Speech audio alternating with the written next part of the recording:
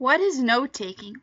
Anytime that you're selecting and recording information from a given text, you're taking notes. Note-taking is there to help you monitor your comprehension, organize your thoughts, and summarize information which you will use later. When you take notes, you must decide what is important for your purpose and what is merely interesting. Here's a list of tips on note-taking and why they're important. Write down the date of your note-taking because it helps you remember the context. And if you have written the notes on a loose sheet of paper, the date helps you organize the notes later. Give the notes a title listing the text the notes are about. It helps you quickly identify information you may be looking for later. Use paper that can be inserted later into a binder or have a special notebook for note-making, or use recipe cards. Use Notepad outlining or annotation features of your word processing software. You need to be able to organize your notes for easy access for use in studying or in research reports. Loose leaf paper, a single notebook, or small cards are convenient in library research. Use point form, your own shorthand or symbols and organizers such as charts, webs, arrows. Use the drawn graphic functions of your software. Point form and shorthand is faster, easier to read later, and helps you summarize ideas. Organizers help you see links and structures. Organize your ideas. Use headings and subheadings in the text as a guide for organizing your own notes. This part of the organization is already done for you, provides structure. Don't copy text word for word. Choose only the key words or put the sentences in your own words. If you want to use a direct quote, be sure to use quotation marks. Don't write down words that you don't know unless you tend to figure them out or look them up. Use software's copy and paste function to select keywords only.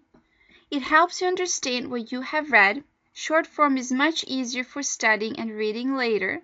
It helps avoid plagiarism. Write down any questions you have about the topic.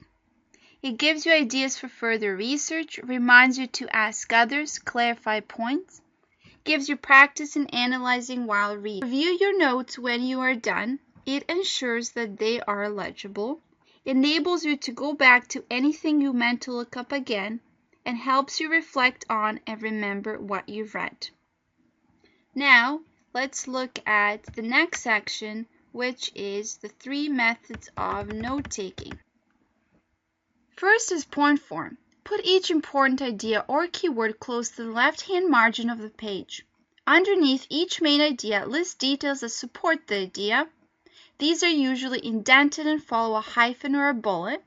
If there is related information that explains the detail, it is indented further and listed.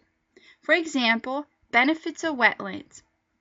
Filtering systems to purify water. Habitats for fish, wildlife, and plants, such as bullfrogs, muskrats, snapping turtles, etc., and controls shoreline erosion. Next, split page form.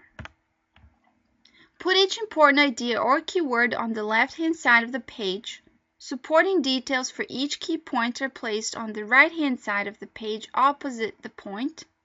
If there is further information related to the supporting points, it is indented under the point. For example, February 15, 2004, benefits of wetland, and on the right-hand side, the points.